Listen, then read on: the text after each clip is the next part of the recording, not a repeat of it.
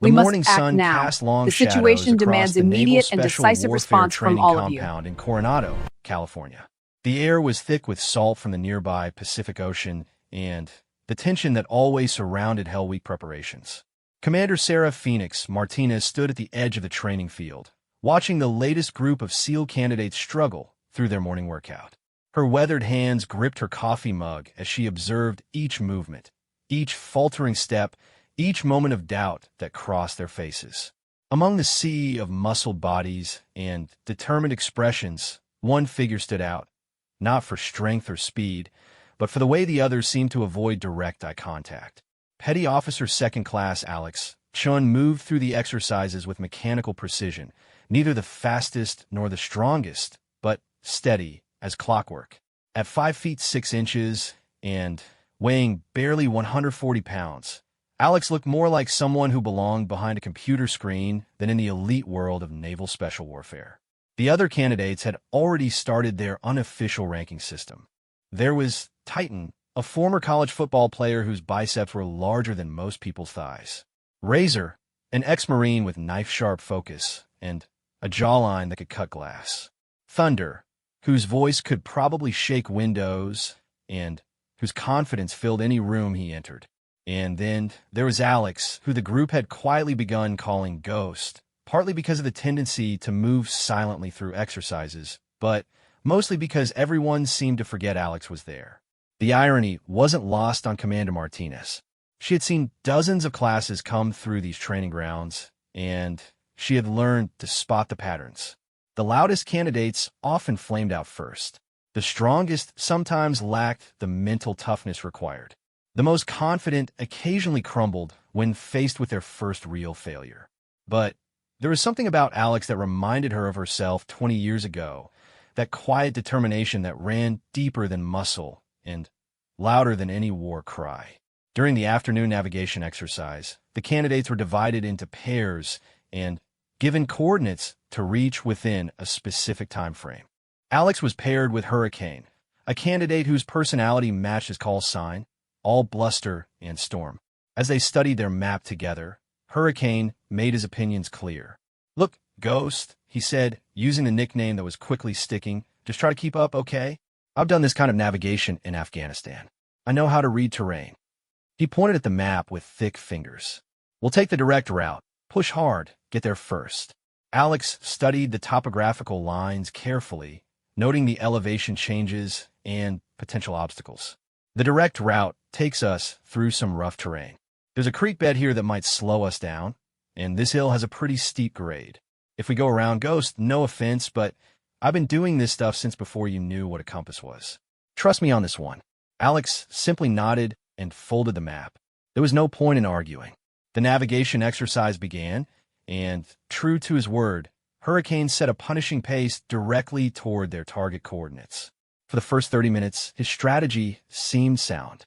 They made good time across the initial flat ground, and Hurricane's confidence grew with each step. But, as Alex had predicted, the terrain began to work against them. The creek bed Hurricane had dismissed as a minor obstacle turned out to be deeper and muddier than expected. The steep hill he had planned to power through became a grueling climb that ate away at their energy reserves and precious time. By the time they reached their destination, they were 23 minutes late, dead last among all the teams. Hurricane was furious, but his anger was directed at everything except his own decision-making. The map was wrong. He complained to anyone who would listen. The terrain wasn't marked properly. How were we supposed to know it would be that bad? Alex said nothing, but Commander Martinez noticed the way those quiet eyes studied the other team's routes, analyzing what had worked and what hadn't. She also noticed how Alex helped Hurricane clean the mud off their gear without complaint, and how there was no "I told you so" in those steady movements. The real test came during the following week's underwater navigation exercise. This was where many strong candidates discovered that physical power meant nothing when you couldn't see, couldn't breathe easily, and had to rely purely on skill and mental composure. The task was deceptively simple. Swim underwater for 200 meters, following a compass bearing while maintaining a specific depth, then surface within a designated target zone. Titan went first, his massive frame cutting through the water like a freight train. He surfaced 40 meters off target, gasping and disoriented. Thunder managed better, surfacing only 20 meters from his zone, but the instructors noted his rush technique and several depth violations. One by one, the candidates took their turns, with varying degrees of success. When Alex's turn came, there were quiet chuckles from some of the other candidates. "This should be interesting," someone whispered. "Ghost about to become a real ghost." Alex descended into the training pool with no fanfare, no show of bravado. The water was crystal clear, but the exercise required swimming with eyes closed, relying entirely on compass, counting, and that indefinable sense that separates good underwater navigators from great ones. For the watching instructors and candidates, Alex simply disappeared beneath the surface like the nickname suggested. 2 minutes and 43 seconds later, Alex surfaced exactly in the center of the target zone. Not close to it, not within acceptable parameters. Dead center, as if guided by GPS. The silence that followed was broken only by the sound of water lapping against the pool edges. Chief Petty Officer Rodriguez, who had been running underwater navigation exercises for 15 years, stared at his stopwatch and then at the target zone. He had seen thousands of candidates attempt this exercise. He had seen exceptional performances and spectacular failures. But he had never seen anyone surface with that kind of precision on their first attempt. "Chun," he called out, his voice carrying a note of suspicion. "You've done this before?" Alex treaded water in the center of the target zone, breathing steadily. "No, Chief. First time." "You sure about that?" "Because that was either beginner's luck or you've been holding back on us. Just try to stay focused on the compass and count my strokes, Chief." Rodriguez exchanged glances with the other instructors. In 15 years of running these exercises, he had developed an eye for natural talent. But this wasn't just natural talent. This was something else entirely. This was the kind of spatial awareness and underwater composure that usually took years to develop. As Alex climbed out of the pool, the atmosphere among the other candidates had shifted subtly. The easy dismissal was gone, replaced by a growing awareness that maybe Ghost wasn't as invisible as they had assumed. Hurricane, still smarting from their navigation failure, was the first to voice what others were thinking. "Lucky shot," he muttered, but there was less conviction in his voice than before. Over the following days, the pattern continued. During the obstacle course, Alex wasn't the fastest. That honor went to Razor, but Alex completed each section with an efficiency that wasted no motion, no energy. During the endurance swim, Alex wasn't the strongest. Titan powered through the water like a human torpedo, but Alex maintained a steady pace that never varied, never faltered, never showed signs of the fatigue that eventually claimed even the strongest swimmers. It was during the combat simulation exercise that things began to change dramatically. The scenario was complex, a hostage rescue situation with multiple variables, time pressure, and the kind of split-second decision-making that separated good operators from great ones. The candidates were divided into teams of 4, with each team member assigned specific roles. Alex was assigned to a team with Hurricane, Razor, and a quiet candidate nicknamed Steady for his unflappable demeanor. Hurricane immediately assumed leadership, his voice booming as he outlined their approach. "Okay, team, here's how we're going to do this. Razor, you take point. You've got the best reflexes. Steady, you're our heavy weapons guy. Ghost, you hang back and provide covering fire. I'll coordinate and make the tactical decisions. Simple, clean by the numbers." Alex listened without comment, studying the mock building they would be entering and the briefing materials that outlined the hostage situation. According to the scenario, there were 3 hostiles inside, 2 hostages, and a time limit of 12 minutes before the terrorists would begin executing their captives. As the team moved into position, Alex noticed things the others had missed. The building's blueprint showed a maintenance corridor that wasn't mentioned in the main briefing. The windows on the second floor were positioned in a way that would create blind spots for anyone inside. Most importantly, the scenario briefing mentioned that one of the hostiles was highly trained and extremely dangerous, language that usually meant the instructors had planted someone with advanced tactical knowledge to test the candidate's adaptability. When the exercise began, Hurricane's plan immediately ran into problems. The front entrance was more heavily defended than expected, and Razor found himself pinned down by accurate fire from multiple positions. Steady's heavy weapons were effective, but limited by the need to avoid hitting the hostages. Hurricane's coordination became increasingly frantic as his carefully planned assault bogged down in the face of unexpected resistance. It was Alex who quietly slipped away from the assigned covering position and disappeared into the maintenance corridor. The move violated Hurricane's direct orders, but something in the tactical situation didn't feel right. The hostile fire was too accurate, too coordinated, too professional for the scenario they had been briefed on. Moving through the maintenance corridor, Alex reached a position that overlooked the main room where the hostages were being held. From this vantage point, the true complexity of the scenario became clear. The highly trained and extremely dangerous hostile wasn't just another instructor playing a role. It was Master Chief Iron Horse Thompson, a legend in the special operations community whose tactical skills were discussed in hushed tones throughout the Navy. Master Chief Thompson had positioned himself perfectly to counter any conventional assault. His two terrorist accomplices were actually decoys, drawing attention while he maintained overwatch with clear sight lines to all possible entry points. Hurricane's team was walking into a masterfully constructed trap that would result in the deaths of both hostages and most of the rescue team. From the maintenance corridor, Alex had a clear shot at Master Chief Thompson's position. But taking that shot would mean abandoning the covering fire position Hurricane had assigned, violating direct orders from the team leader, and risking the failure of the entire mission if the assessment was wrong. For 30 seconds, Alex remained motionless, calculating angles, timing, and probabilities. The sounds of the firefight echoed through the building as Hurricane's frontal assault continued to meet heavy resistance. Time was running out, and with each passing moment, the scenario moved closer to its catastrophic conclusion. Alex made the decision. Instead of taking the shot immediately, Alex used the elevated position to study Master Chief Thompson's pattern of movement and response. Like all great tactical operators, Thompson was operating according to a system, and systems could be predicted. When Thompson moved to counter Steady's heavy weapons fire, Alex was ready. A single simulated shot from an unexpected angle eliminated the Master Chief before he could react. With their tactical leader neutralized, the two decoy hostiles quickly fell to Razor and Steady's coordinated assault. The entire exercise took 8 minutes and 47 seconds, well within the time limit. All hostages were secured without casualties. Hurricane's team was the only one that day to complete the scenario successfully.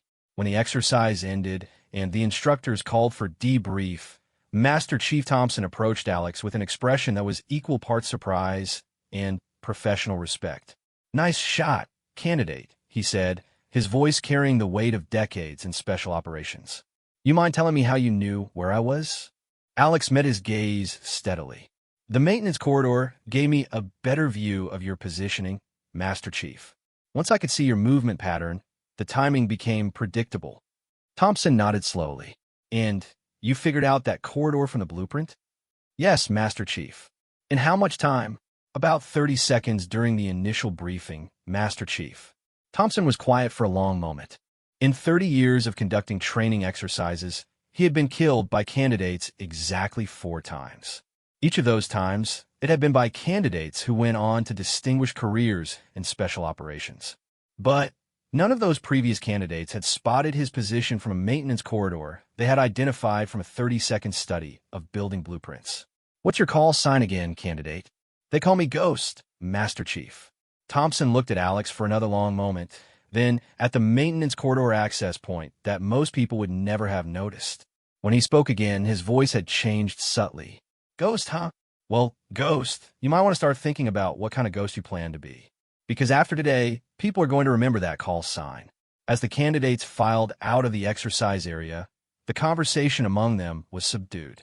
Hurricane was confused about how his carefully planned assault had succeeded despite falling apart so completely. Razor was trying to understand where that critical shot had come from. Steady was quietly impressed by the tactical thinking that had salvaged their mission. But It was Master Chief Thompson's final comment that would echo through the training compound for days to come. As he completed his evaluation notes, he made an observation that would change how everyone viewed the quiet candidate with the unassuming call sign. That kid didn't just complete the exercise, he told Commander Martinez later that evening. That kid outthought me. And I've been doing this since before that candidate was born. Commander Martinez looked at the evaluation notes, then at Alex's personnel file. The physical stats were unremarkable.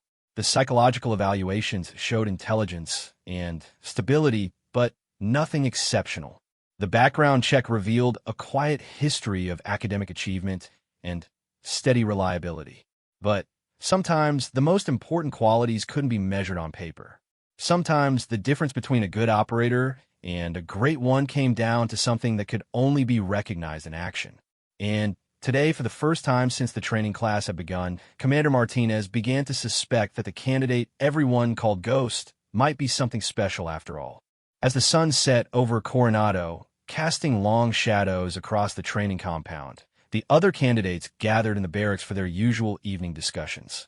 The conversation inevitably turned to the day's exercise and the unexpected success of Hurricane's team. I still don't understand what happened, Hurricane admitted, his usual bravado replaced by genuine confusion. One minute we're getting hammered, and the next minute it's all over. Where did that shot come from? Razor, who had been closest to the action, shook his head. I lost track of Ghost during the firefight. Thought maybe the covering fire position got overrun or something. But when it was all over, there was Ghost back in position like nothing had happened. You think Ghost actually took that shot? Steady asked quietly. The question hung in the air, unanswered. In the world of naval special warfare, individual heroics were less important than team success. But there was something about the day's exercise that didn't add up, something that suggested their quiet teammate might be more formidable than any of them had realized.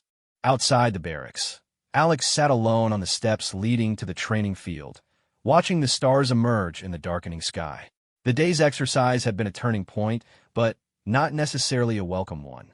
For weeks, the anonymity of the Ghost nickname had been a shield, allowing Alex to observe and learn without the pressure of expectations. But now things were different.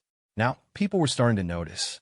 Master Chief Thompson's respect had been genuine, and respect from someone like Iron Horse Thompson wasn't given lightly. Commander Martinez's evaluating gaze had lingered just a little longer during evening formation. Even the other candidates were beginning to look at their quiet teammate with new awareness. The transition from invisible to visible was never comfortable for someone who preferred to operate in the shadows. But Alex was beginning to understand that in the world of naval special warfare, exceptional performance couldn't remain hidden forever. And tomorrow's training would bring new challenges that would test not just physical abilities, but the mental toughness required to handle the weight of growing expectations. In the distance, the Pacific Ocean stretched endlessly toward the horizon, its waves carrying the salt tang that had become as familiar as breathing. Somewhere out there, real missions were being planned, real threats were being assessed, and real operators were putting their lives on the line in service of their country and their teammates. For Alex Chun, the journey from joke to legend was just beginning. But as the stars wheeled overhead and the sound of ocean waves provided a steady rhythm in the darkness, one thing was becoming increasingly clear. The candidate everyone called Ghost was about to discover exactly what kind of ghost they were meant to become. The next morning would bring new tests, new challenges, and new opportunities to prove that sometimes the most powerful forces are the ones you never see coming until it's far too late to do anything about them. The alarm clock's harsh, buzzing cut through the pre-dawn darkness at 0400 hours, but Alex was already awake, staring at the ceiling of the barracks. Sleep had become elusive over the past 3 days, not from physical exhaustion, but from the growing weight of attention. Word of the successful hostage rescue exercise had spread beyond their training class, and Alex could feel the shift in how the instructors watched, how they evaluated, how they pushed. Commander Martinez had made her expectations clear during yesterday's briefing. The Navy doesn't invest in average operators. We need people who can perform when everything goes wrong, when a mission parameters change midstream, and when failure means people die. If you're here because you think special warfare is about glory or excitement, you're in the wrong place. Her eyes had lingered on Alex for just a moment longer than the others, and in that glance was a message as clear as any direct order. Prove that Master Chief Thompson's assessment was correct, or prove that it was a fluke. The morning's exercise would provide that proof one way or the other. Underwater demolitions training, the kind of high-pressure, high-precision work that separated competent operators from exceptional ones. The task seemed straightforward. Navigate underwater to a target structure, place simulated charges with mathematical precision, and return to base without being detected by roving security patrols. The complication, as always, lay in the details. The target structure was located in murky water with less than 3 feet of visibility. The security patrols followed unpredictable patterns designed to catch candidates who relied too heavily on timing. And the explosive charges had to be placed within centimeter-perfect precision. Any deviation would result in mission failure and automatic elimination from the program. Hurricane had approached Alex the night before, his usual swagger replaced by something approaching respect. "Look, Ghost, I know I've been running my mouth a lot. But that thing you did in the hostage exercise, that was operator-level stuff. Real operator stuff. Tomorrow's demo training, and I'm thinking maybe I should listen more and talk less." It was the closest thing to an apology Alex had ever heard from Hurricane, and it carried the weight of acknowledgement that the team dynamics were shifting. Alex had simply nodded and continued cleaning equipment, but the conversation marked a turning point in how the other candidates viewed their quiet teammate. As the candidates suited up for the underwater demolitions exercise, Chief Petty Officer Rodriguez provided the final briefing. "Gentlemen, this is where we separate the swimmers from the frogmen. Underwater demolitions requires more than just physical ability. It requires the kind of spatial awareness and technical precision that can't be taught, only discovered. Some of you have it, some of you don't. Today we find out which category you belong in." The target structure was a mock ship hull positioned in 40 feet of water, its metal framework creating a maze of potential placement points for the simulated charges.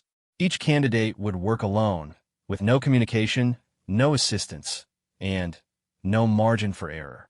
The instructors would monitor from above, but once a candidate descended, success or failure depended entirely on individual skill and judgment. Razor went first, his lean frame cutting through the water with practiced efficiency. He surfaced 12 minutes later, breathing hard but confident. "Charges placed according to specifications, Chief. Target should be neutralized." When the instructors checked his work, they found solid placement. Not perfect, but well within acceptable parameters. Razor had earned his mark and maintained his position among the top candidates. Thunder followed, his powerful swimming style creating wake patterns that the security patrols spotted immediately. He managed to avoid detection through careful timing, but his charge placement was slightly off-center, resulting in a marginal pass that left him visibly frustrated. One by one, the candidates took their turns. Some succeeded, some failed, and some fell into that middle category of performance that would keep them in the program, but wouldn't distinguish them when assignments were handed out. When Alex's turn came, there was no fanfare, no encouraging words from teammates, no last-minute advice from instructors. Just the quiet acknowledgement that this moment would define whether the previous week's success had been skill or luck. Alex descended into the murky water with the methodical precision that had become characteristic of every action. The visibility was even worse than expected, less than 2 feet in most areas, with silt and debris creating additional obstacles. The target structure loomed out of the darkness like a metal ghost, its framework casting confusing shadows that could easily disorient even experienced divers. But Alex had spent the previous evening doing something none of the other candidates had thought to do, studying the mathematical relationships between optimal charge placement and structural engineering. While the others had focused on memorizing the target locations, Alex had calculated the stress points where explosive force would be most effective. The security patrols presented a different kind of challenge. Their patterns were supposed to be unpredictable, but Alex had noticed something during the earlier candidates' attempts. The patrols responded to environmental cues, adjusting their routes based on water conditions, light penetration, and the subtle disturbances created by underwater movement. Instead of trying to avoid the patrols through timing, Alex chose a different approach, moving in harmony with the water's natural currents and using the target structure itself as camouflage. It was a technique that required absolute control of buoyancy, breathing, and movement, but it made Alex effectively invisible to the surface observers. The charge placement took 14 minutes, longer than most candidates, but when Alex surfaced, there was something different in the way the instructors watched. Chief Rodriguez descended to check the placement personally, something he rarely did for routine exercises. What he found changed everything. The charges weren't just placed correctly. They were placed with mathematical precision that demonstrated an understanding of structural engineering principles that went far beyond basic demolitions training. Each charge was positioned at the exact point where the explosive force would create maximum structural damage with minimum explosive material. The placement showed not just technical competency, but the kind of analytical thinking that separated good demolitions experts from legendary ones. When Chief Rodriguez surfaced, his expression was carefully neutral, but Alex caught the brief glance he exchanged with Commander Martinez. It was the look of instructors who had just witnessed something exceptional. "Chun," Rodriguez called out. "Charges placed according to specifications?" "Yes, Chief. Target should be completely neutralized with minimal collateral damage." Rodriguez nodded slowly. "And you calculated those placement points how?" "Studied the structural engineering principles last night, Chief. Figured if I understood how the target was built, I could better understand how to take it down." The silence that followed was telling. In a world of naval special warfare, candidates were expected to master the techniques they were taught. They weren't expected to independently research advanced engineering principles and apply them to improve mission effectiveness. Commander Martinez stepped forward. "Chun, you have prior experience with demolitions?" "No, ma'am." "Engineering background?" "No, ma'am. Just study the math." "The math?" "Yes, ma'am. Stress analysis, load distribution, optimal force application. It's all just applied mathematics once you understand the principles." Commander Martinez exchanged another glance with Chief Rodriguez. In 20 years of running these training programs, she had seen many different types of excellence. Some candidates excelled through physical superiority. Others succeeded through mental toughness. A few distinguished themselves through tactical instincts. But she had never encountered a candidate who independently researched advanced engineering principles and applied them to improve mission effectiveness during basic training. That level of intellectual curiosity combined with practical application suggested something far beyond normal operator potential. As the candidates gathered for the post-exercise debrief, the conversation naturally centered on the day's challenges and successes. Hurricane had passed, barely, after struggling with the murky water conditions. Steady had performed solidly, earning steady marks that matched his nickname. Razor had maintained his position among the top performers. But it was Titan who voiced what the others were thinking. "Ghost, how did you get so good at this stuff so fast?" "I mean, I've been working with explosives for 3 years in EOD, and I've never seen placement that precise." Alex was quiet for a moment, considering how to respond. The truth was complicated. It wasn't that the skills came naturally, but that everything in naval special warfare could be broken down into learnable components. Physical conditioning was about progressive overload and recovery science. Navigation was about spatial relationships and environmental awareness. Demolitions was about physics and engineering principles. But explaining that would sound like showing off, and showing off was the fastest way to destroy team cohesion. "Just try to understand the why behind the how," Alex said finally. "Once you understand why something works, the how becomes clearer." It was a diplomatic answer, but it didn't satisfy Hurricane's growing curiosity. That evening, he approached Alex during equipment maintenance with a more direct question. "Ghost, can I ask you something? And I want a straight answer." Alex continued cleaning diving gear, but nodded for Hurricane to continue. "Are you sandbagging us?" The question hung in the air between them. In military training, sandbagging, deliberately hiding your true capabilities, was sometimes used by experienced personnel who wanted to avoid unwanted attention or responsibility. But It was also considered a form of dishonesty that could undermine unit effectiveness. Alex looked up from the diving equipment. What do you mean? Are you some kind of prior service guy who's playing dumb? Special Forces washout? CIA reject? Because the stuff you're doing, it's not normal candidate stuff. The directness of the question deserved a direct answer. No prior military experience. No special training. No hidden background. I'm exactly what my personnel file says I am. Hurricane studied Alex's face, looking for signs of deception. What he saw was the same quiet honesty that had characterized all their interactions. Then how? How what? How are you getting so good at this stuff so fast? Because I've been training for this my whole adult life, and you're making it look easy. Alex was quiet for a long moment, choosing words carefully. I don't think it's about getting good fast. I think it's about understanding what the instructors are really testing for. Which is what? They're not just testing whether we can perform specific tasks. They're testing whether we can adapt, learn, and solve problems under pressure. The specific skills, swimming, navigation, demolitions, those are just the medium they're using to evaluate how we think. Hurricane nodded slowly. It was an insight that made sense, but it also suggested a level of analytical thinking that went far beyond what most candidates brought to the program.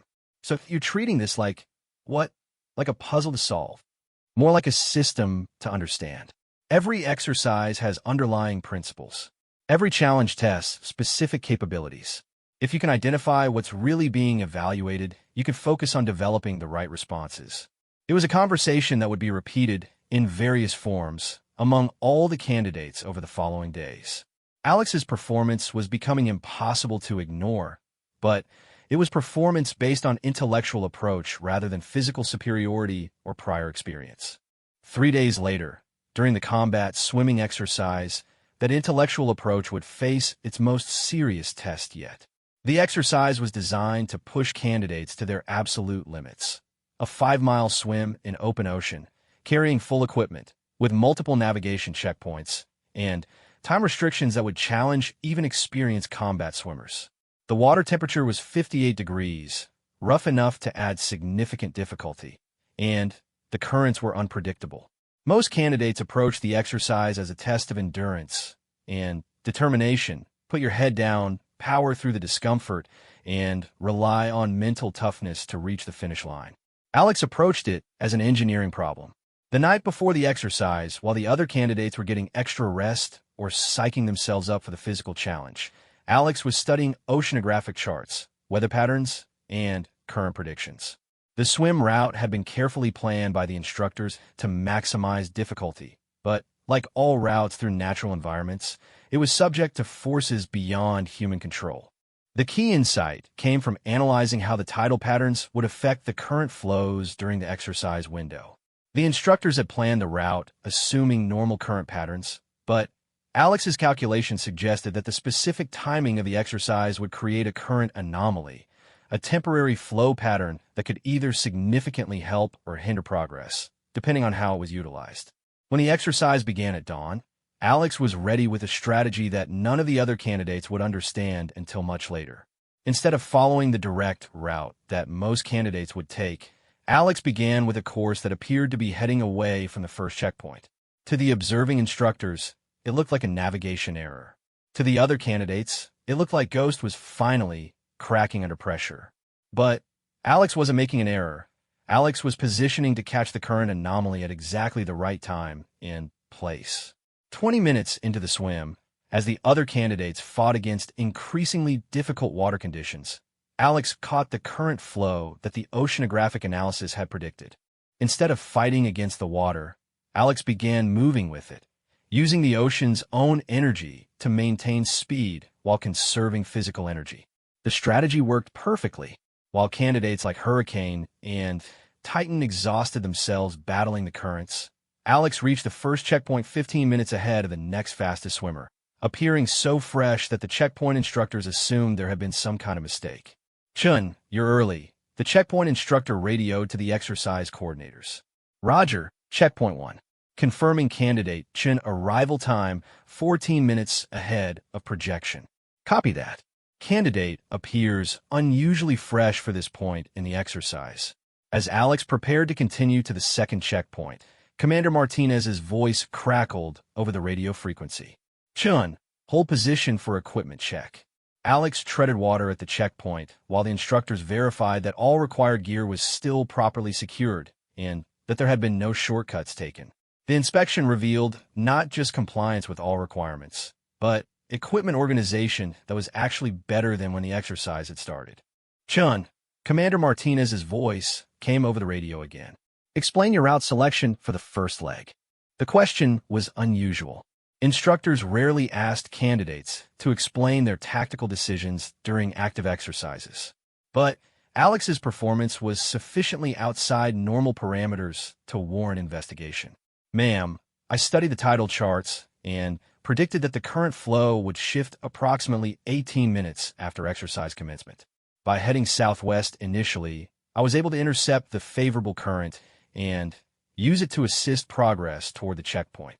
There was silence on the radio for several seconds. "Then, you studied oceanographic data for this exercise?" "Yes, ma'am. Seemed like information that might be tactically relevant." Another silence, this one longer. Commander Martinez was beginning to understand that she wasn't dealing with a candidate who was simply physically gifted or mentally tough. She was dealing with someone who approached every challenge as an intellectual puzzle to be solved through research, analysis, and strategic thinking. As the exercise continued, Alex's strategy became even more apparent. While the other candidates struggled through the increasingly difficult conditions, Alex continued to use superior environmental awareness and energy management to maintain both speed and physical condition. By the fourth checkpoint, Alex was nearly 30 minutes ahead of the next fastest candidate and showed no signs of the exhaustion that typically characterized this portion of the exercise. It was at the fourth checkpoint that everything changed. An emergency radio transmission crackled over the exercise frequency. All stations, this is Rescue 1. We have a real-world emergency situation. One of the support vessels has reported a man overboard situation 2 nautical miles southwest of Checkpoint 4. All exercise personnel prepare for possible transition to real-world rescue operations. The exercise stopped immediately. In the world of naval special warfare, training always yields to real emergencies, and a man overboard situation in rough seas was exactly the kind of emergency that required immediate response from anyone capable of helping.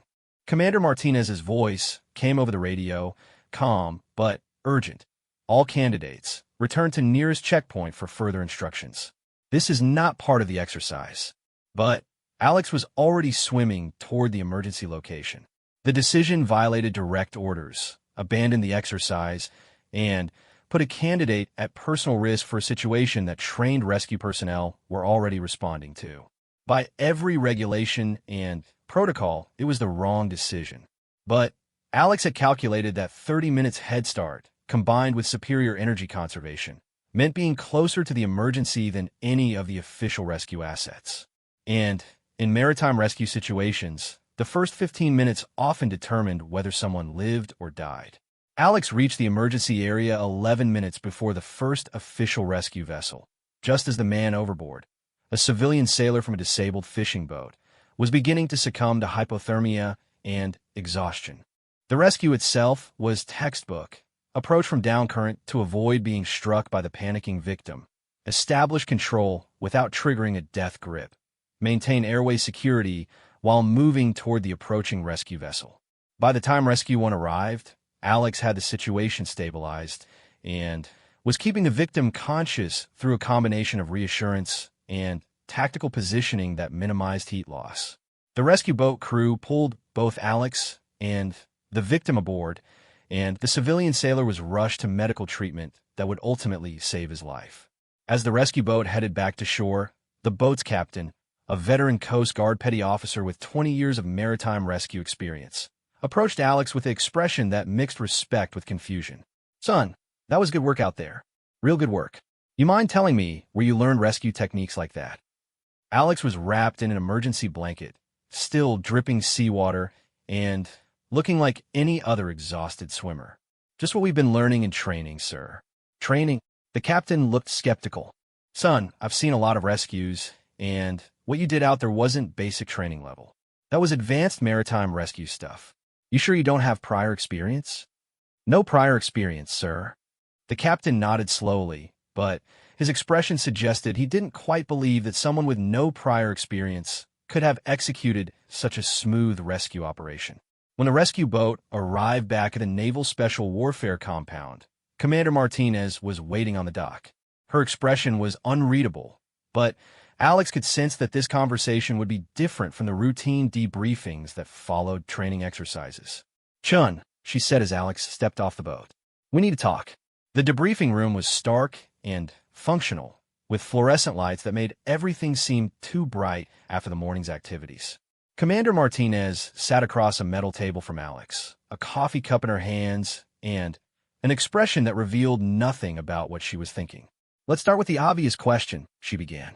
"You violated direct orders by swimming toward the emergency instead of returning to the nearest checkpoint. Explain your reasoning." Alex had spent the boat ride back preparing for this question. "Ma'am, I calculated that I was in the best position to provide immediate assistance to the victim. The time advantage seemed worth the risk." "Worth the risk to whom? To you? To the victim? To the integrity of the training program?" "To the victim, ma'am. Maritime hypothermia statistics show that survival rates drop dramatically after 15 minutes in water this temperature. I estimated I could reach the emergency location before any official rescue assets." Commander Martinez nodded slowly. "And you made that calculation in what, 30 seconds? "Approximately, yes, ma'am.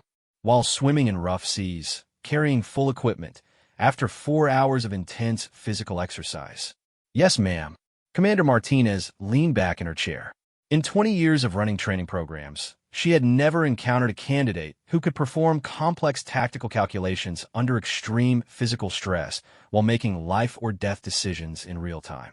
"Chun, the Coast Guard captain says your rescue technique was advanced level, professional level. Where did you learn maritime rescue procedures?" "From the training we've received here, ma'am, plus some additional research on hypothermia treatment and water rescue protocols." "Additional research?" "Yes, ma'am. Figured it might be relevant to our training." Commander Martinez was quiet for a long moment. The pattern was becoming clear. Alex wasn't just completing training requirements, but independently researching advanced concepts and applying them to improve performance. It was the behavior of someone who approached special operations training not as a series of challenges to survive, but as a comprehensive education in capabilities that might someday save lives. "Chun, do you understand that what you did today, the tactical decision-making, the risk assessment, the technical execution, that's not candidate-level performance?" Alex met her gaze steadily. "I'm not sure I understand the distinction, ma'am." "The distinction is that most candidates are focused on proving they can handle whatever we throw at them. You're acting like an operator who already knows what needs to be done and is just waiting for the opportunity to do it." It was an assessment that carried implications Alex wasn't sure how to respond to. In the world of naval special warfare, being ready for responsibility before you'd earned it could be seen as either exceptional potential or dangerous overconfidence. Commander Martinez seemed to sense Alex's uncertainty. "I'm not criticizing your actions, Chun. That civilian sailor is alive because of your decision-making today. But I need to understand what I'm dealing with here. Are you someone who's going to need special handling because you're operating at a different level than your peers?" The question was direct and deserved a direct answer. "Ma'am, I just try to understand what needs to be done and do it as well as I can. If that's different from normal, I'm not trying to be different. I'm just trying to be ready." "Ready for what?" "Ready for whatever the Navy needs me to be ready for, ma'am." Commander Martinez studied Alex's face, looking for signs of false bravado or a hidden agenda. What she saw was the same quiet honesty that had characterized all their interactions, combined with a level of competence that was becoming impossible to ignore. When the debriefing ended, Alex walked back across the training compound as the sun was setting over the Pacific. The other candidates were already in the barracks, discussing the day's interrupted exercise and the excitement of the real-world rescue operation. But Alex could feel that something fundamental had changed. The period of anonymous competence was over. After today, there would be no more hiding in plain sight, no more flying under the radar. Today had marked the transition from promising candidate to someone that senior officers were beginning to watch very carefully. And tomorrow's training would bring new challenges that would test whether Alex was ready for the kind of attention that came with exceptional performance. In the distance, the rescue boat was being secured at the dock, its crew preparing the reports that would document the day's successful operation. But for Alex, the real challenge was just beginning, learning how to handle the expectations that came with proving that sometimes the most unlikely candidates could rise to meet the most demanding circumstances. The summons came at 0530, 15 minutes before regular reveille. Alex had been awake since 0400, as had become routine over the past week. Sleep remained elusive when every training exercise felt like an examination, and every examination carried the weight of proving that the rescue operation hadn't been a fluke. Chun, report to Commander Martinez's office immediately. Dress uniform. The instruction was delivered by Chief Rodriguez with a kind of neutral expression that revealed nothing about what was waiting. Dress uniform meant this wasn't about routine training, and the early hours suggested it wasn't about routine administrative matters either.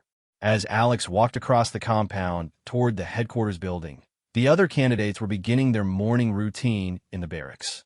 Through the windows, Alex could see Hurricane struggling into his PT uniform, Razor methodically organizing his gear for the day's training, and Steady maintaining his characteristic calm preparation for whatever challenges lay ahead.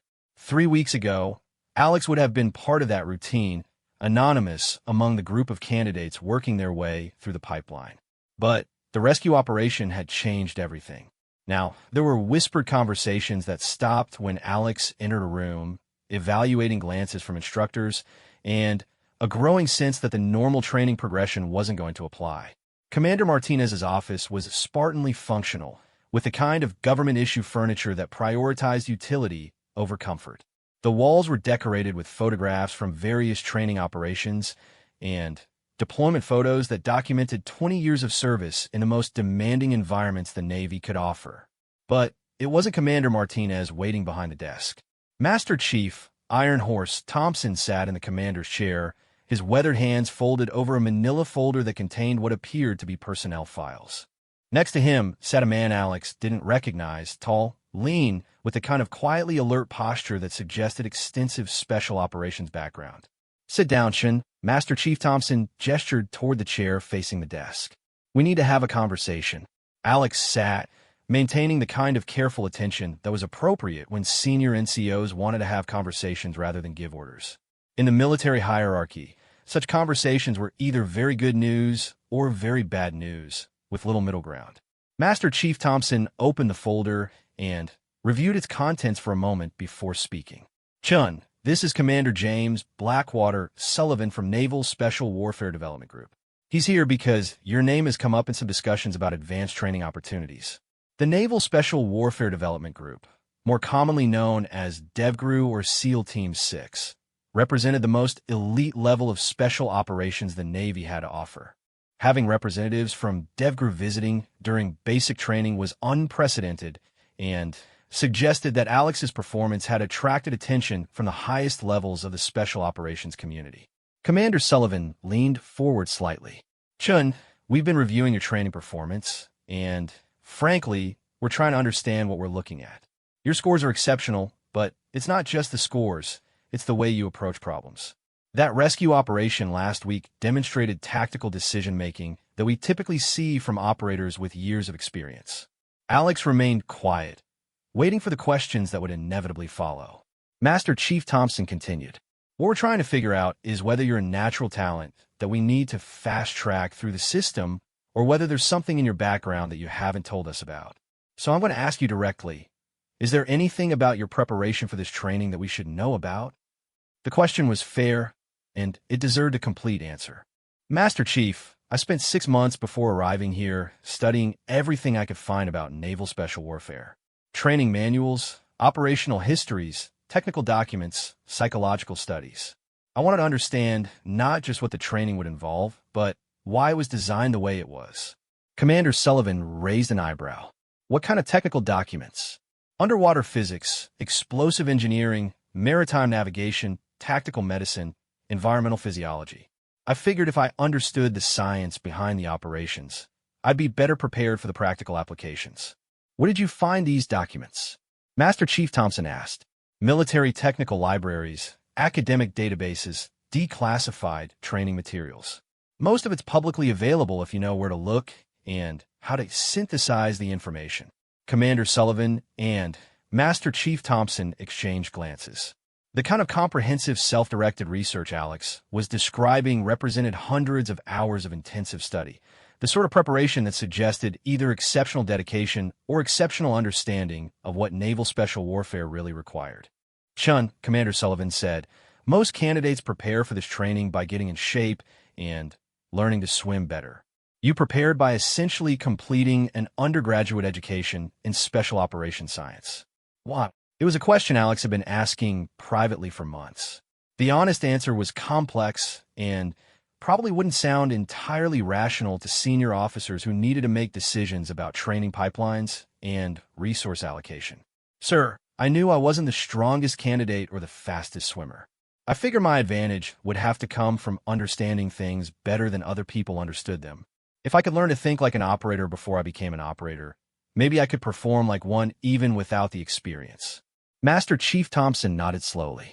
And that strategy led you to swim toward a real emergency instead of following direct orders to return to checkpoint. Yes, Master Chief.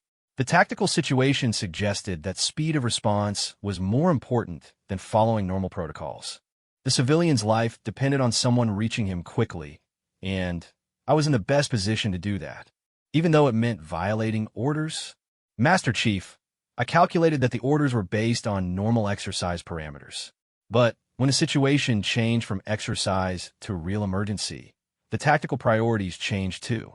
Mission accomplishment seemed more important than adherence to exercise protocols. Commander Sullivan leaned back in his chair. Chun, that kind of tactical flexibility, the ability to assess changing situations and adjust priorities accordingly, that's not something we can teach. Either you have it or you don't. And what you just described isn't candidate-level decision-making. Alex wasn't sure how to respond to that assessment. The training pipeline was designed to identify and develop specific capabilities, but Alex was beginning to understand that the capabilities being evaluated went beyond the technical skills being taught. Master Chief Thompson opened another folder and pulled out what appeared to be evaluation reports. Chun, we've been doing some research of our own. We contacted your previous instructors, employers, references. The pattern is interesting. Your high school wrestling coach says you were never the strongest wrestler on the team, but you studied opponents' techniques so thoroughly that you could predict their moves. Your college professors remember you asking questions that suggested you were thinking about applications they hadn't considered. Your previous supervisor says you approached every task like you were trying to understand the entire system it was part of. Alex listened, recognizing the descriptions, but not entirely sure what conclusions the senior officers were drawing from them. Commander Sullivan continued. What we're seeing is someone who doesn't just learn skills, you analyze systems. You don't just complete tasks, you optimize processes. That's not normal candidate behavior, and it's not something that develops during training. It's either natural ability or extensive prior experience, and we're satisfied that you don't have prior experience. Which brings us to the question we really need to answer, Master Chief Thompson said. What do we do with someone who's already thinking like an advanced operator while they're still in basic training? The question hung in the air between them. Alex understood that this conversation was about more than just training performance. It was about career trajectory, assignment possibilities, and the kind of responsibilities that would be offered or withheld based on how senior leadership assessed potential. Commander Sullivan pulled out a single sheet of paper and slid it across the desk. Chun, we'd like to offer you an opportunity.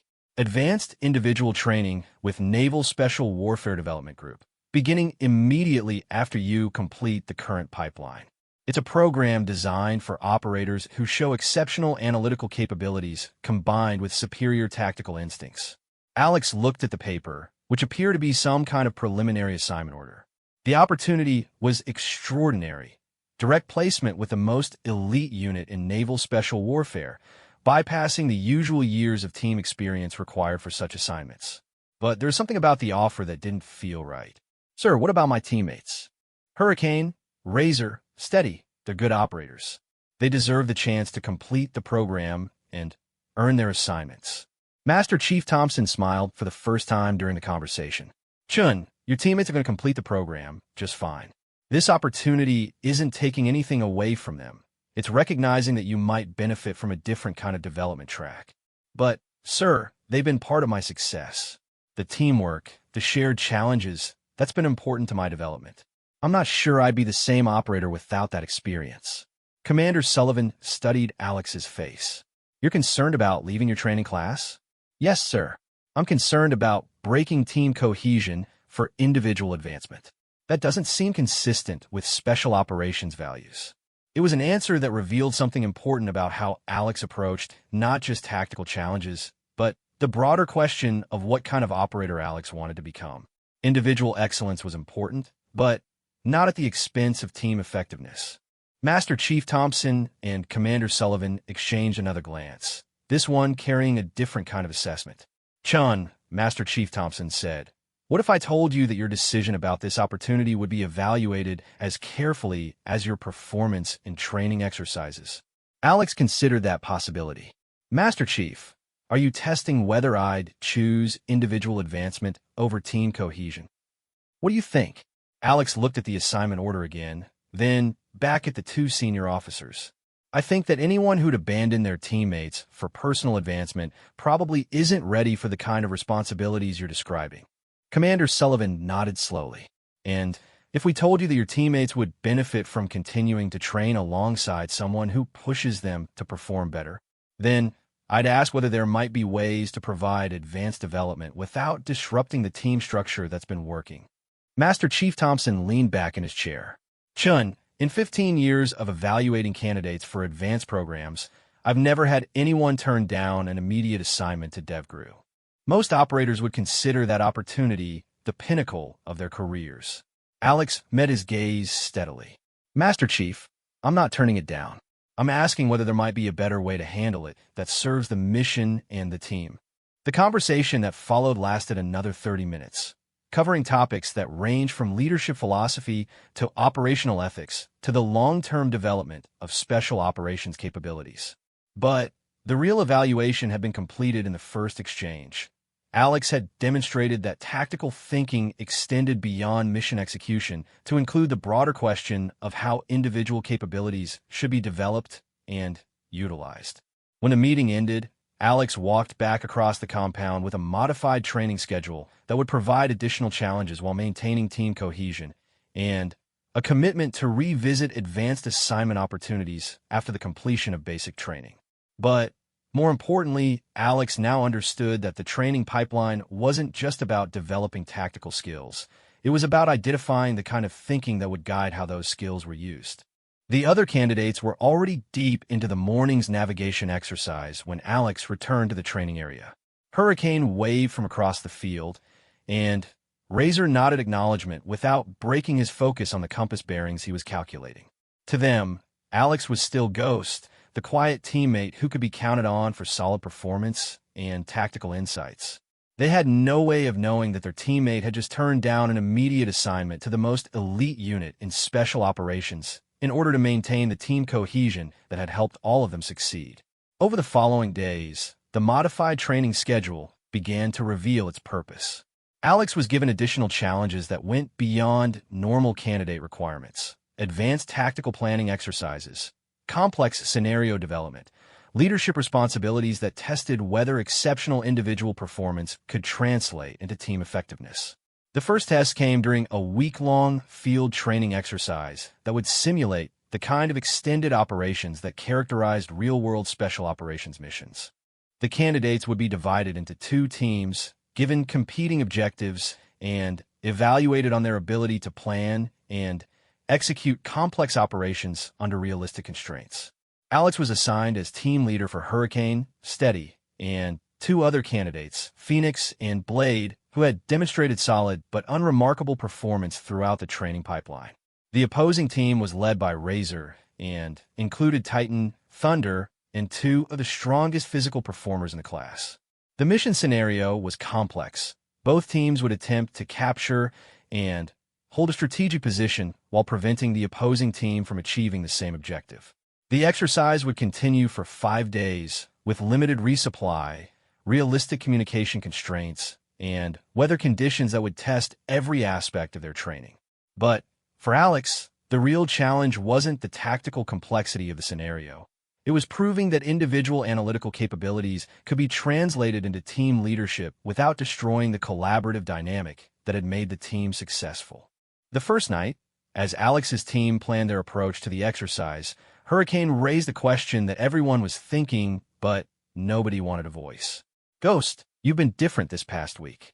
More responsibilities, different training schedule, meetings with senior officers. Are you getting fast-tracked out of here? It was a direct question that deserved a direct answer, but it was also a question that touched on team dynamics that could determine the success or failure of the exercise. I've been offered some opportunities, Alex said carefully. But I'm here with this team, working on this mission. That's what matters right now. Steady, characteristically thoughtful, pressed further. But after this exercise, after we complete the pipeline, Alex looked around at the faces of the teammates who had become more than just fellow candidates. They had become people Alex cared about, people whose success mattered as much as personal achievement. I don't know what happens after, Alex said honestly. But I know that whatever opportunities one get, I want to deserve them. And I can't deserve them if I abandon the people who helped me earn them. It was the kind of conversation that could either strengthen team cohesion or create resentment and division. But as the team continued planning their approach to the exercise, Alex sensed that the honest acknowledgement of uncertainty had actually strengthened the bonds between them. Phoenix, who had been mostly quiet throughout their time together, spoke up for the first time. Ghost, you know what I think? I think whatever they're offering you, you've earned it. But I also think you're smart enough to know that the best operators are the ones who make everyone around them better. Blade nodded agreement. Yeah, and if they want to fast-track you because you're good at this stuff, that's fine. But right now we've got a mission to plan, and I want to win this thing. Hurricane grinned. Damn right we want to win. And if Ghost got some special insights that can help us do that, I say we use every advantage we've got. It was the moment when individual potential began to transform into team leadership.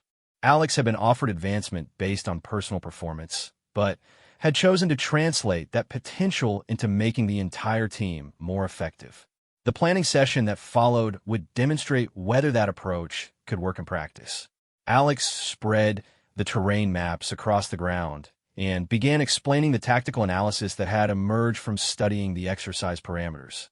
Instead of simply issuing orders based on superior understanding, Alex guided the team through the analytical process, helping each member understand not just what they needed to do, but why the approach would be effective. The key insight, Alex explained, is that both teams are going to focus on the obvious strategic position, the high ground that provides overwatch of the entire area. But there's another position that's almost as valuable tactically and much easier to defend if you understand the terrain properly. Hurricane studied the map. Where? Alex pointed to a position that appeared unremarkable on the topographical display. Here. It doesn't look like much, but if you control this position, you can interdict any force trying to resupply the main strategic position.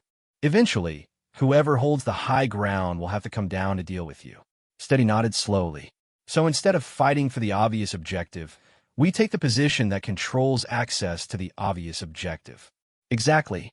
And while the other team is focused on taking and holding the high ground, we're positioned to make that victory meaningless. Phoenix grinned. That's sneaky. I like it. Blade was studying the terrain features more carefully. But what if they figure out what we're doing and come after us directly? Then we're in a defensive position that's much easier to hold than the high ground they're trying to capture, Alex replied. And we've got multiple escape routes if the situation becomes untenable.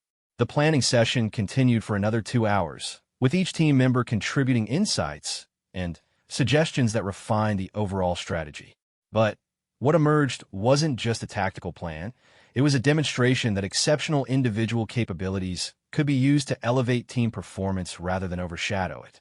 When the exercise began the following morning, Alex's team moved into position with confidence based not on individual superiority, but on shared understanding of their tactical approach and complete trust in each other's abilities. The first day of the exercise unfolded exactly as Alex had predicted. Razor's team moved aggressively toward the high ground, engaging in a series of tactical maneuvers designed to establish control of the most obvious strategic position. They succeeded after a complex battle that demonstrated the tactical competence and physical capabilities that had made them the strongest individual performers in the training class. But by the end of the first day, Alex's team controlled the position that made Razor's victory irrelevant. The second day brought the first real test of Alex's leadership approach. Razor's team, recognizing that their strategic position was being negated, launched a direct assault on Alex's defensive position. The attack was skillfully planned and aggressively executed, combining the kind of individual excellence that characterized Razor's leadership with the raw physical capabilities of candidates like Titan and Thunder. Under normal circumstances, it would have been successful. But Alex's team wasn't operating under normal circumstances. They were operating as a unit that had been developed to maximize not just individual capabilities, but collective effectiveness. The defense of their position demonstrated teamwork that impressed even the observing instructors.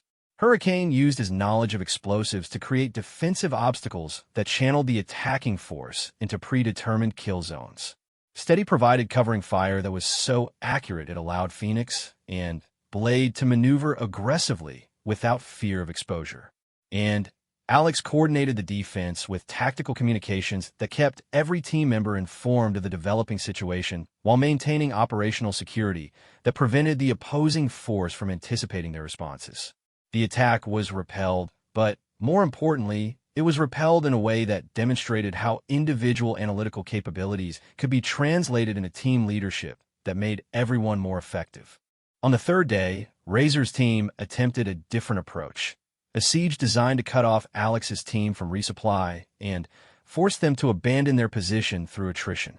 It was a sound strategy that should have worked, but Alex had anticipated the possibility and prepared accordingly. Instead of waiting passively for the siege to take effect, Alex's team launched their own operation, a series of raids designed to disrupt Razor supply lines while maintaining their own defensive position. The raids were small unit operations that showcased each team member's individual strengths while demonstrating the kind of tactical coordination that characterized elite special operations units. Hurricane's demolitions expertise was used to destroy key supply caches. Steady marksmanship created uncertainty about the security of Razor's main position. Phoenix and Blade conducted reconnaissance that provided real-time intelligence about enemy movements and intentions. By the fourth day, Razor's team was facing the same resource constraints they had tried to impose on Alex's team, while Alex's position remained secure and well-supplied. On the final day of the exercise, something unexpected happened. Instead of continuing the tactical competition, both teams received new orders that required them to work together to respond to a simulated crisis that threatened both of their positions. The crisis scenario was complex and demanded immediate cooperation between teams that had been competing against each other for 4 days. It was the kind of rapid transition that characterized real-world operations, where tactical situations could change instantly and require completely different approaches. Alex and Razor met to coordinate their response, and what emerged was a level of mutual respect that transcended the competitive dynamic that had driven the exercise. "Ghost," Razor said as they planned their joint operation, "I've got to admit something. Your team's performance this week has been exceptional. Not just tactically sound, operationally sophisticated. That's leadership-level stuff." Alex nodded acknowledgement. "Your team's been impressive too. That assault on day 2 was textbook. If we hadn't prepared specifically for that kind of attack, it would have succeeded. But you did prepare for it. That's what I'm talking about. You weren't just reacting to what we were doing, you were anticipating it. That's the kind of thinking that makes operations successful." The joint operation that followed demonstrated what both teams could accomplish when their individual capabilities were combined effectively. Alex's analytical approach to tactical planning merged seamlessly with Razor's aggressive execution style. Hurricane's technical expertise complemented Titan's physical capabilities. Steady's precision supported Thunder's firepower. When the exercise ended, both teams had successfully completed their modified objectives, but more importantly, they had demonstrated the kind of adaptability and cooperation that characterized effective special operations units. During the final debrief, Commander Martinez addressed both teams with an assessment that would influence their future assignments and development opportunities. Gentlemen, this exercise was designed to evaluate not just your individual capabilities, but your potential for leadership and team development in operational environments. What we observed was exceptional performance that suggests several of you are ready for advanced responsibilities. Her gaze moved between Alex and Razor. Chun, your approach to team leadership, using individual analytical capabilities to enhance collective effectiveness, demonstrated understanding of operational principles that typically take years to develop. Razor, your ability to adapt tactical approaches and work effectively with different leadership styles showed the kind of flexibility that's essential for complex operations. She paused, looking at the assembled candidates. All of you exceeded the performance standards for this level of training. But more importantly, you demonstrated that individual excellence and team effectiveness don't have to be competing priorities. As the candidates prepared to return to the barracks for their final week of basic training, Alex reflected on the week's experiences and what they meant for the future. The offer from DevGru remained open, but now Alex understood that the decision wasn't just about individual advancement. It was about how individual capabilities could best serve the broader mission of naval special warfare. The conversation with Master Chief Thompson and Commander Sullivan had been about more than just assignment opportunities. It had been about the kind of operator Alex wanted to become and the kind of leadership Alex was prepared to provide. And the field exercise had demonstrated that exceptional individual performance could be translated into team effectiveness without sacrificing either individual development or collective capability. As the sun set over the training compound on the final evening of the exercise, Alex sat with Hurricane, Steady, Phoenix, and Blade discussing the week's experiences and what lay ahead for all of them. Ghost, Hurricane said, whatever happens next, I want you to know that this week changed how I think about this whole thing. I came here thinking it was about individual performance, about proving I was tough enough or strong enough. But working with you taught me that it's really about making everyone around you better. Steady nodded agreement. Yeah, and I think that's what the instructors have been trying to teach us all along, but it took seeing it in action to really understand it. Phoenix looked toward the headquarters building, where the senior officers were undoubtedly discussing assignment recommendations and advancement opportunities. Whatever they offer you, Ghost, you've earned it. But more than that, you've shown the rest of us what's possible when someone really understands what this is all about. Blade, ever practical, asked the question that was on everyone's mind. So what are you going to do? Take the fast-track opportunity or stay with the normal progression? Alex looked at the faces of the teammates who had become friends, colleagues, and brothers in the deepest sense that the military understood that term. I'm going to do whatever serves the mission best, Alex said finally. But I'm also going to make sure that whatever I do, it honors what we've built together here. It was an answer that satisfied everyone because it acknowledged both the opportunities that lay ahead and the bonds that had made those opportunities possible. Tomorrow would bring the final week of basic training, graduation ceremonies, and the assignment announcements that would determine where each of them would serve and what responsibilities they would be given. But tonight they were still a team, still bound together by shared challenges overcome and mutual respect earned through the hardest kind of testing possible. And for Alex, that meant more than any individual advancement ever could. 6 months after graduation from basic training, Alex stood on the deck of the USS Hampton, a Virginia-class attack submarine cutting through the dark waters of the North Atlantic. The mission was classified at levels that required special clearance even for the submarine's crew, but for Alex, now officially designated Iron Ghost after a deployment record that had impressed senior leadership, this was just another day at the office. The call sign had evolved from the original Ghost through a series of operations that had demonstrated not just tactical invisibility, but an ability to accomplish seemingly impossible objectives through a combination of analytical thinking and uncompromising execution.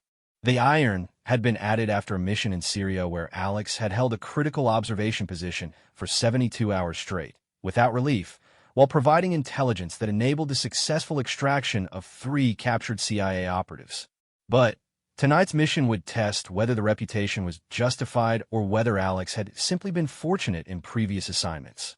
The target was a Russian intelligence facility hidden beneath a seemingly abandoned oil platform in international waters. The facility was believed to be processing captured American communication intercepts and developing countermeasures to NATO electronic warfare capabilities. Intelligence suggested that a window of opportunity existed, a 3-hour maintenance period during which the facility's security systems would be operating on backup power with reduced capability. The challenge was that the oil platform was positioned in waters too deep for conventional submarine operations, too heavily monitored for surface approach, and too well defended for aerial insertion. Any conventional assault would be detected long before it could reach the target, and the intelligence value would be lost when the Russians destroyed their equipment rather than allow it to be captured. Alex's solution was characteristically unconventional. Instead of attacking the facility directly, the plan called for infiltrating through the platform's own maintenance system during the scheduled security downgrade. Iron Ghost, this is Neptune Base, came the voice through Alex's communications headset. Final confirmation of mission parameters. You are authorized to proceed with intelligence gathering only. No aggressive action against Russian personnel unless absolutely necessary for mission completion or personal survival. Alex checked the specialized equipment one final time. Tonight's loadout was lighter than usual. No heavy weapons, minimal explosives, maximum emphasis on stealth, and intelligence gathering. The mission's success would depend not on firepower, but on the ability to penetrate sophisticated defenses, gather critical intelligence, and extract without detection. Neptune Base, Iron Ghost copies. Intelligence gathering only, minimal aggressive action. Proceeding with insertion. The water was 43 degrees and rough enough to make most people seasick, but Alex had long since adapted to operating in conditions that would challenge even experienced combat swimmers. The approach to the oil platform took 47 minutes of careful navigation through waters that were monitored by both American and Russian surveillance systems. But Alex had studied the monitoring patterns for weeks, identifying the brief windows when sensor coverage overlapped in ways that created temporary blind spots. It was the kind of detailed analytical work that characterized Alex's approach to operations, understanding the enemy's capabilities so thoroughly that their strengths could be turned into vulnerabilities. The oil platform loomed out of the darkness like a metal island, its superstructure rising from the black water with an industrial ugliness that masked sophisticated intelligence operations. Alex surfaced silently beneath the platform's maintenance pontoons, where the sound of water movement would be attributed to normal wave action. The first challenge was accessing the platform's interior without triggering the proximity sensors that monitored all conventional entry points. But Alex had identified something in the maintenance documentation that the Russians had overlooked, a ventilation intake that was positioned just above the waterline and large enough to accommodate infiltration during low-tide conditions. Climbing into the ventilation system required precise timing to avoid the automated monitoring sweeps that checked for unusual thermal signatures. Alex waited for the exact moment when the sweep pattern created a 17-second gap, then moved through the intake with the kind of fluid efficiency that had earned the Ghost designation. Inside the platform, the intelligence facility was exactly as the briefing materials had described, a sophisticated operation that combined advanced electronic warfare capabilities with old-school human intelligence processing. Banks of computer servers hummed quietly in climate-controlled rooms, while intelligence analysts worked through captured American communications using techniques that represented years of patient development. Alex moved through the facility with a systematic thoroughness that characterized all previous operations. The mission required gathering intelligence on 3 specific categories of Russian capability: their progress in breaking American military encryption, their development of countermeasures to NATO electronic warfare systems, and their assessment of American intelligence gathering in the region. The first objective was located in a server room that contained the